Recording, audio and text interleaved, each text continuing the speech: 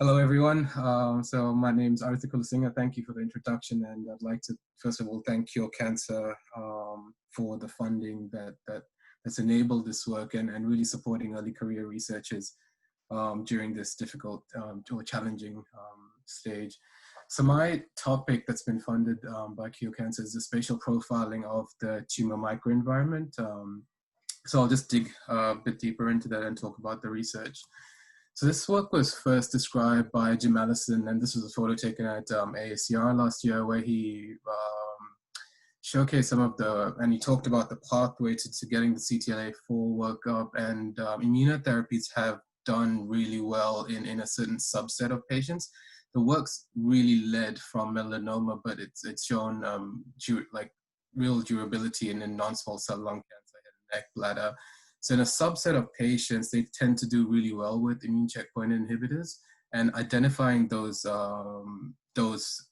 subsets of patients is an unmet clinical need, and that's what my research is hoping to do, to look at the tumor microenvironment, understand it at a greater depth, and see if we could predict a response to checkpoint inhibitors.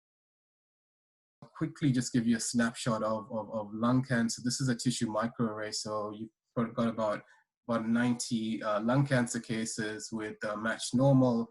And what we did was we wanted to use a geomasking function. What this allows you to do is to draw around the tumor regions, liberate the signal from the tumor regions, and you get an actual digital count for the tissue, for the tumor regions. And when you do the inverse, you get the complement of that, or the immune or the microenvironmental signature. So you get 2 signatures per core. And that's really exciting for us, because we're able to profile that entire core by simply just drawing around it with a pathologist. And what we're able to see, without going too much into the data, is on the right here is a survival analysis for some of the patients. So what we found was that CD34 and CD3 seem to be protective in these tumors, and granzyme B, fibronectin, and a number of other markers seem to associate with a worse outcome. So this is very preliminary data. It was probably collected in the last few weeks, but it's really exciting to see these markers that weren't previously possible to be seen at this depth.